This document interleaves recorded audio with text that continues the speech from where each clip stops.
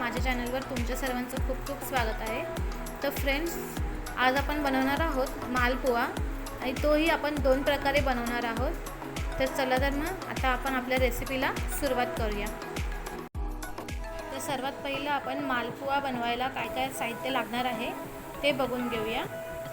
तर इथे मी 1 वाटी गव्हाचं पीठ घेतलेलं आहे। 1 वाटीपेक्षा थोडं कमी मी इथे मैद्याचं पीठ घेतलेलं आहे। आपल्याला 1 पेला पाणी लागणार आहे, थोडंसं जायफळ, त्यानंतर इथे गूळ घेतला आहे, मीठ आणि हळद। तर चला तर मग आता आपण आपल्या रेसिपीला सुरुवात करूया।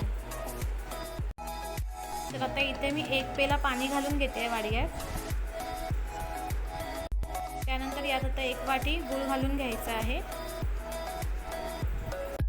त्यासोबतच आता आपल्याला यामध्ये थोडंसं जायफळ घालायचं आहे।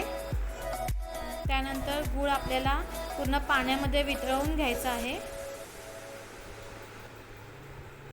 तर आता तुम्ही बघू शकता इथे मी हा पूर्ण गूळ पाण्यामध्ये वितळवून घेतलेला आहे।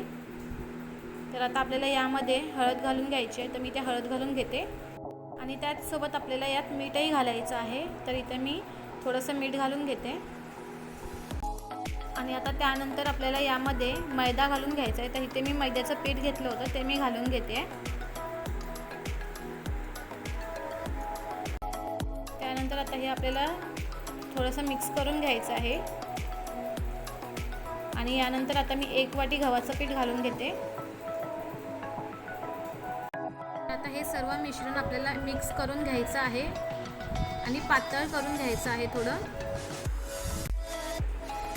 तर इथे तुम्ही बघू शकता अशा पद्धतीने आपल्याला पातळ ठेवायचं आहे पीठ।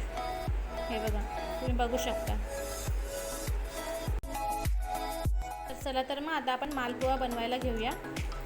इथे मी पॅन गरम करत ठेवलं होतं, त्यात तेल घातलं होतं थोडं आणि आता हे आपल्याला पीठ हळूहळू थोडं थोडं सोडायचं आहे। हे बघा, अशा पद्धतीने आणि थोडी खालची बाजू शिजली की त्यानंतर आपल्याला पलटी मारून घ्यायचं आहे। तर आता मी ही बाजू पलटी मारून घेते। ही बघा, तुम्ही बघू शकता। तर हा मालपुआ दोन्ही बाजूने हा शिजलेला आहे, तुम्ही बघू शकता। तर आता मी हे काढून घेते। तर आता मी तुम्हाला दुसरं दाखवते प्रकार। तर इथे तुम्ही बघू शकता तेच पीठ आहे, यात मी काही ॲड केलेलं नाही आहे। फक्त आता मी हे केळं सोलून घेतलेलं आहे आणि आपल्याला हे केळं व्यवस्थित असं बारीक करून घ्यायचं आहे या पिठात। अशा पद्धतीने हे केळं मी पूर्ण स्मॅश करून घेते आणि तुम्हाला दाखवते। तर इथे तुम्ही बघू शकता हे केळं मी पूर्ण स्मॅश करून घेतलं आहे। आता मी इथे पॅन गरम करत ठेवला होता, त्यात तेल टाकलं आहे थोडं आणि आता आपण हा केळ्याचा मालपुआ सोडून घेऊया यामध्ये। असा हा केळ्याचा मालपोहा बनतो। तर फ्रेंड्स, तुम्ही हा बघू शकता, हा जो मी मालपोहा केलेला आहे हा आपला नॉर्मल साधा मालपोहा आहे आणि हा मालपोहा आहे तो हा केळ्याचा मालपोहा आहे, केळा घालून बनवलेला मालपोहा आहे।